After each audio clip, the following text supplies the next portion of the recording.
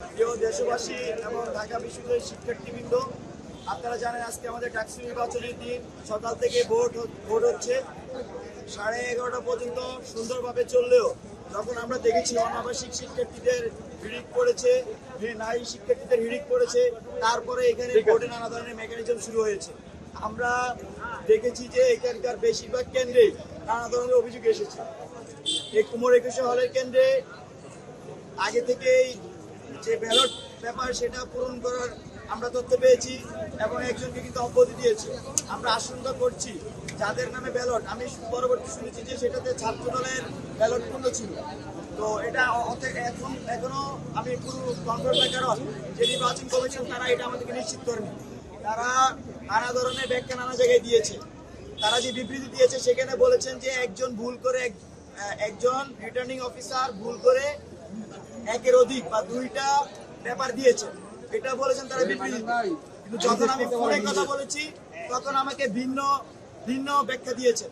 তো ওনাদের ব্যাখ্যার মধ্যেই ডিফারেন্স আছে। আবার একই সাথে পরবর্তী আমরা দেখেছি রোকেয়া হলে একই ঘটনা আগে থেকেই ব্যালট পেপার পূর্ণ করে রেখেছে। এরকম ভাবে শামসুন্নাহর হলেও একজন সাংবাদিক এসে আমাদেরকে সেখানকার ভোট কারচুপি বা ম্যানিপুলেশনের কথা জানিয়েছেন। এছাড়াও বিভিন্ন কেন্দ্রে ছাত্র দলের যারা এজেন্ট ছিলেন তারা কেন্দ্রে যেখানে ভোট দেয় যে বুথটা, সেখানে গিয়ে সরাসরি ভোটারকে ম্যানিপুলেট করতেছিলেন। এখানে ভোট দেয়, এখানে ভোট দেয়, পিছন থেকে মানে সে যেন ভিতরে প্রবেশ করবে, এরকম অভিযোগও শিক্ষার্থীরা আমাদেরকে দিয়েছে। তো সবকিছু মিলিয়ে এইখানে আজকের যে ডাকসু ইলেকশন এটা নানাভাবে প্রশ্নবিদ্ধ। সর্বশেষ এখন যে কারণে সংবাদ সম্মেলন কি ডাকা হয়েছে, সাংবাদিক বন্ধুদেরকে ডাকা হয়েছে, সেটা হচ্ছে আমাদের প্রত্যেকটা কেন্দ্রে, আপনারা জানেন যে 8টি কেন্দ্র স্থাপন করা হয়েছে। প্রত্যেকটা কেন্দ্রে যারা পোলিং অফিসার হিসেবে ছিলেন তাদেরকে বলা হয়েছে এরকম যে আপনাদের আর কোনো কাজ নাই, আপনারা চাইলে চলে যেতে পারেন, আপনাদের প্রয়োজন নাই। তো আপনারা চলে যেতে পারেন, আবার সাথে বলছে যে আপনাদের প্রয়োজন নাই। মানে বিষয়টা হচ্ছে এরকম যে সম্মানের সাথে বলছি আপনি চলে যান, আমরা যা করার তা করবো। আমাকে বেশ কয়েকজন পোলিং অফিসার, ঢাকা বিশ্ববিদ্যালয়ের শিক্ষক, তারা ফোন দিয়ে আমাকে অবগত করেছেন। তারা পরিচয় জানাতে চাননি, কিন্তু তারা এটা পরবর্তীতে আমি সাংবাদিক বন্ধুর মাধ্যমে খবর নেই, দেখি যে একই ঘটনা ঘটেছে। এবং প্রত্যেকটা যে জায়গায় খবর নিয়েছি সব জায়গাতেই একই টোনের মেসেজ দিয়েছে যে আপনারা চাইলে চলে যেতে পারেন, আপনাদের এখানে আর কোনো প্রয়োজন নেই। তো এই যে কোঅর্ডিনেটেড ভাবে, আমরা জানি না ভিতরে কি হচ্ছে, অনেক জায়গায় হুট করে 20 মিনিটের জন্য এলইডি স্ক্রিন বন্ধ হয়ে যাচ্ছে। এই যে কার্জন হলে 20-25 মিনিটের মতো এলইডি স্ক্রিন বন্ধ ছিল। আমরা দেখেছি শামসুন্নাহর হলে 1 ঘন্টা পরে এলইডি স্ক্রিন চালু হয়েছে। আমরা দেখেছি রোকেয়া হলের মধ্যে এখানে যারা সংবাদকর্মী বন্ধুরা ছিলেন অনেকে জানতে চেয়েছেন ভিতরের তথ্য, অনেককে সেখানে প্রবেশাধিকার দেওয়া হয়নি, সংবাদ মাধ্যমের বন্ধুরা আমাদেরকে জানিয়েছেন। এরকম ভাবে প্রত্যেকটা কেন্দ্রে কোঅর্ডিনেটেড ভাবে প্ল্যান্ড ওয়াইজ আমরা দেখছি যে ভোটকে ম্যানিপুলেটেড করার ট্রাই করা হচ্ছে, এখানে ইলেকশন ইঞ্জিনিয়ারিং করা হচ্ছে। এই আশঙ্কা আমরা গত সপ্তাহব্যাপী ধরে আমি বলে আসছিলাম। এখানে একটা অংশ তারা নির্বাচনকে বানচাল করতে চায়, নির্বাচনে ম্যানিপুলেট করতে চায়। আমি সংবাদ সম্মেলনে বলেছিলাম 300 যদি করে প্রতীক হলে ভোট কনভার্ট করতে পারে, 5600 ভোট কিন্তু কনভার্ট হয়ে যায়। একজন প্রার্থীকে জিতে আনার জন্য এর চেয়ে বেশি প্রয়োজন নাই। এবং এখানে এই ধরনের কার্যক্রম আমরা আজকে কিন্তু কার্যক্রম করতে যত ধরনের কি দরকার, সিমটম দরকার, সব ধরনের সিমটম কিন্তু আমরা আজকে দেখেছি। আমরা জানি না ভিতরে কি হচ্ছে। দেশবাসী এবং ঢাকা বিশ্ববিদ্যালয়ের শিক্ষার্থীকে এই বিষয়গুলো আমার মনে হয়েছে আমাদের অবগত করা উচিত, আপনাদেরকে অবগত করি। পাশাপাশি আপনারা আরেকটা জিনিস জানবেন, মির্জা আব্বাস বিএনপির স্থায়ী কমিটির সদস্য, তিনি ঢাকা বিশ্ববিদ্যালয়ে পড়েন নাই মনে হয় কখনো। তো উনি আজকে ঢাকা বিশ্ববিদ্যালয়ে এসে হাজির হয়ে বসে আছেন। আজকে কিন্তু ঢাকা বিশ্ববিদ্যালয়ের শিক্ষার্থী, শিক্ষক, কর্মকর্তা, কর্মচারী ছাড়া, সংবাদ মাধ্যমের বন্ধুগণ ছাড়া কারোই কিন্তু প্রবেশের কোনো সুযোগ নেই। মির্জা আব্বাস কিভাবে ঢাকা বিশ্ববিদ্যালয়ে প্রবেশ করেছে সেই প্রশ্ন আমি এই যে প্রধান নির্বাচন কমিশনার বিএনপিপন্থী, তাকে আমি সেই প্রশ্ন রাখতে চাই। আমি প্রশ্ন রাখতে চাই, এখানে ঢাকা বিশ্ববিদ্যালয়ের আশেপাশে আমি ঘুরে এসেছি, দেখলাম যে অনেক জনসমাগম, এবং শুনছি যে তারা নাকি বিএনপির কর্মী। এই বিএনপির কর্মী কি মির্জা আব্বাস নিয়ে এসেছেন কিনা সেই প্রশ্ন রাখতে চাই। তো সবকিছু মিলিয়ে ঢাকা বিশ্ববিদ্যালয়কে অস্থিতিশীল করার জন্য আমাদের কাছে আমরা আশঙ্কা প্রকাশ করছি। আমরা দেখেছিলাম গত বছর জুলাই আওয়ামী লীগ ক্যাম্পাসকে অস্থিতিশীল করেছিল, তার বিপরীতে ঢাকা বিশ্ববিদ্যালয়ের শিক্ষার্থীরা প্রথম অভ্যুত্থান ঘটায় ছাত্রলীগের বিরুদ্ধে 15 এবং 16 জুলাই। পরবর্তীতে আপনারা দেখেছেন 20 দিনের মধ্যে 5ই আগস্টের মধ্যে এই সরকারকে কিন্তু তৎকালীন বিগত ফ্যাসিস্ট সরকারকে আমরা উৎখাত করতে সক্ষম হই।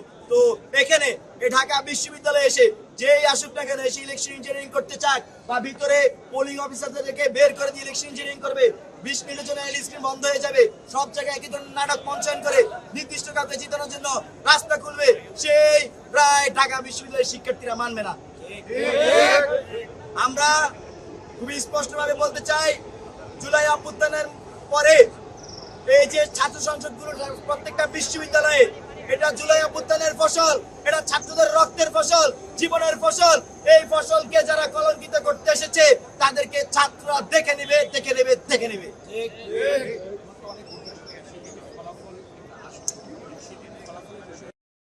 আমরা তো খালি ওনারা খেলছেন বিষয়টা এরকম না। ঢাকা বিশ্ববিদ্যালয়ের শিক্ষার্থীরা আমাদের পক্ষে আরো নানা পক্ষে যারা স্বতন্ত্র প্রার্থী আছেন সবার পক্ষে পোলিং এজেন্ট কিন্তু আছেন। এছাড়াও আমাদের অনেক শুভাকাঙ্ক্ষী আছেন ভিতরে যারা সংবাদমাধ্যমগণ, তারা কিন্তু আমাদেরকে জানাচ্ছেন এখন পর্যন্ত আমরা বড় কোনো কারচুপির খবর পাইনি, কিন্তু আমরা আশঙ্কাটা কোনোভাবে ছাড়তে পারছি না। দেখবেন যে বৃষ্টির সব জায়গার মধ্যে এলইডি স্ক্রিনের প্রবলেম হচ্ছে। কোন জায়গার ভাই এলইডি স্ক্রিন নিয়ে আসছে? এটা কোন কোম্পানি? কারা এইসব চালাচ্ছে?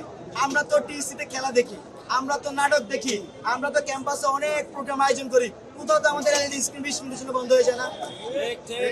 তো এইসব নাটক অন্তত আমাদের সাথে করে এই নির্বাচন কমিশন যারা ইলেকশন ম্যানিপুলেট করতে চাচ্ছে তারা কেউ পার পাবে না। ঢাকা বিশ্ববিদ্যালয়ের শিক্ষার্থীরা কাউকে ছাড় দেবেন না।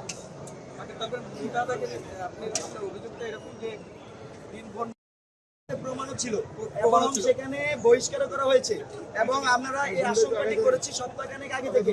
আজকে সেই বিষয়গুলো কিন্তু এখানে আমরা তার প্রতিফলন দেখেছি। এখন যে আশঙ্কা করছি হয়তো 1 ঘন্টার মধ্যে প্রুফ আসতে পারে, এখন আমার কাছে আসেনি, কিন্তু এটা তো খুবই স্পষ্ট।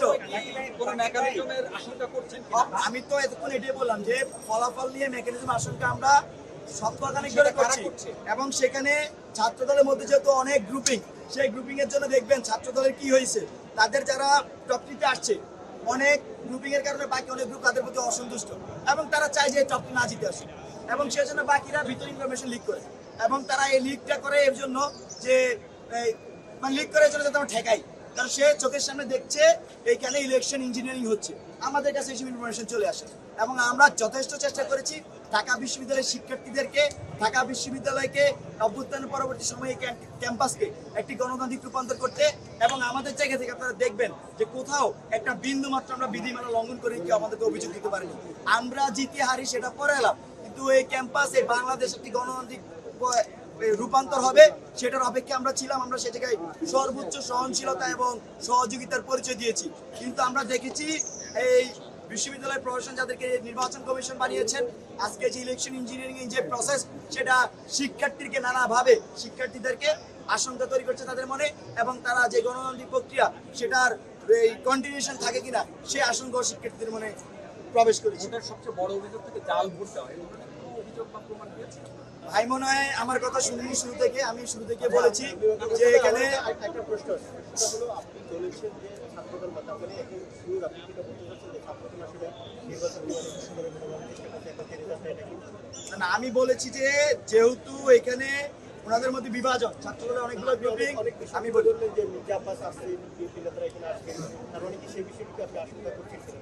মনে করেন ধারণা করা কিছু নাই, মির্জা আব্বাস সরাসরি ঢাকা বিশ্ববিদ্যালয়ে প্রবেশ করার কোনো সুযোগ নেই। মির্জা আব্বাস তিনি ঢাকা বিশ্ববিদ্যালয়ে কেউ না, তিনি বিএনপির অনেক বড় নেতা হতে পারেন, তাকে আমি সম্মান করবো, সমস্যা নাই, কিন্তু মির্জা আব্বাস আজকে ঢাকা বিশ্ববিদ্যালয়ে প্রবেশের কোনো সুযোগ নেই। মির্জা আব্বাস ঢাকা বিশ্ববিদ্যালয়ে প্রবেশ করেছেন, কে তাকে প্রবেশ করিয়েছে, এখানে এত এত সিকিউরিটি, কে তাকে প্রবেশ করিয়েছে, কাদের ইঞ্জিনিয়ারিং এর মাধ্যমে তিনি এখানে এসেছেন এবং কাদের নির্দেশনায় ঢাকা বিশ্ববিদ্যালয়ের চারপাশে নেতা কর্মী দিয়ে ভর্তি করে রাখা হয়েছে সেই প্রশ্ন আমি করেছি। এখানে খুবই জিনিসটি স্পষ্ট, খুবই স্পষ্ট। এখানে ভাই আবার প্রশ্ন করেছেন যে ইলেকশনের ভোট জালিয়াতি, আর 2-3টা তো প্রমাণিত হয়েছে। এটা তো আমি শুরু থেকে বলছি, এটা তো আমার মনে হচ্ছে নতুন করে জিজ্ঞেস করার কিছু নাই। তবে আপনাদেরকে ধন্যবাদ, আপনারা দেশবাসীর কাছে আমাদের এই যে তথ্যগুলো তুলে ধরছেন, আজকে সারা ক্যাম্পাসে সময় দিচ্ছেন। আপনাদের কাছে অনুরোধ থাকবে শেষ পর্যন্ত আপনারা আপনাদের যে সংবাদ মাধ্যমের বন্ধুদের যে কাজ সেটি চালিয়ে যাবেন। ধন্যবাদ, ভালো থাকবেন। আপনি একটু বলেন, বিএনপি নেতা মির্জা আব্বাস প্রবেশ করার কারণে নির্বাচন প্রভাবিত হচ্ছে, আপনি কিভাবে নিশ্চিত করে বলছেন? আমি তো কোথাও বলি না যে মির্জা আব্বাস তো প্রবেশেরই সুযোগ নেই। ওনার তো প্রশ্নটা আজকে আসার কথা ছিল না। মির্জা আব্বাস উনি ঢাকা বিশ্ববিদ্যালয়ে কেউ না। আজকে ঢাকা বিশ্ববিদ্যালয়ের প্রবেশের সুযোগ হচ্ছে নির্দেশনা অনুযায়ী ঢাকা বিশ্ববিদ্যালয়ের ছাত্র, শিক্ষক, কর্মকর্তা, কর্মচারী এবং নির্বাচনের সাথে সংবাদ মাধ্যম এবং নির্বাচনের সাথে সংশ্লিষ্ট মানুষজন। মির্জা আব্বাস ঢাকা বিশ্ববিদ্যালয় আজকে যে ডাকসু নির্বাচন তার সাথে কোনো কিছুর সাথে উনি সংশ্লিষ্ট না, কিন্তু তিনি আজকে এখানে প্রবেশ করার মানে একটা ভিন্ন মেসেজ ঢাকা বিশ্ববিদ্যালয়ে যাচ্ছে, দেশবাসীর কাছে যাচ্ছে। এটা খুব স্পষ্ট। সেখানে খুব বেশি কোশ্চেন করার আমার কাছে কোনো সুযোগ নেই। করে কোশ্চেন করছে, কিছুক্ষণ আগে ছাত্রদল একটা ব্রিফ করেছে, সেখানে তারা অভিযোগ করছে যে শিবির নির্বাচন ম্যানিপুলেট করার চেষ্টা করছে এবং শিবির ক্যাম্পাসের চারপাশে আপনি যেগুলো অভিযোগ করছেন ছাত্রদলের বিরুদ্ধে করবেন, ছাত্রদল শিবিরের বিরুদ্ধে করবে এবং সশস্ত্র অবস্থান নিয়েছে, এরকম অভিযোগ তারা করেছে। কারণ সেটার ব্যাপারে আপনারা কি বলবেন? এর সাথে একটু যোগ করে তারা বলছে প্রত্যেকটা কেন্দ্রে মানে শিবির ভোট কাটছে। আমি এখন পর্যন্ত আমাদের কাছে যে ইনফরমেশনগুলো এসেছে আমি ইতিমধ্যে উল্লেখ করেছি। আমার কাছে মনে হয় যে আপনারা উত্তরটি জানার কথা।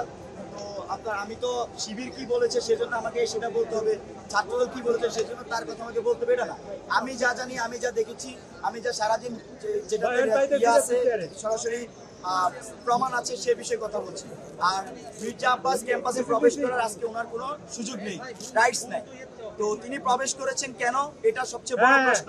তার চেয়ে বড় প্রশ্ন, তার সাথে সাথে আরেকটা প্রশ্ন, ক্যাম্পাসের চারপাশে আপনারা যে নিজেরা খোঁজ খবর নেন। আমি মাত্র চান্দার পরে এখানে গিয়ে জিজ্ঞেস করেছি, ভাই আপনি কি কেন এসেছেন, কি বলতেছি উনি যুবদল করে, উনি এখানে আছেন, ওনার কাজ আছে। তো এরকম ভাবে লোকজন নিয়ে দাঁড়াই আছে, আপনি যে জিজ্ঞেস করেন না ভাই। এখন আপনারা যদি মনে করেন আমরা তো ক্যাম্পাস ইলেকশনেরও খোঁজ খবর নিতে সব তো নিতে পারতেছি, তবে ইনফরমেশনগুলো আসতে। আচ্ছা ছাত্রদল যদি মনে করে যে শিবির প্রত্যেকটা হলের মধ্যে ইলেকশন ম্যানিপুলেট করেছে, কারচুপি করেছে, সেখানে ছাত্রদল যদি প্রমাণ নিয়ে আসে আমি ছাত্রদলের সাথে বসে শিবির বিরোধিতা করবো, কোনো সমস্যা নেই। কিন্তু এখন পর্যন্ত যা যা ইনফরমেশন পেয়েছি সবকিছু উল্লেখ করেছি।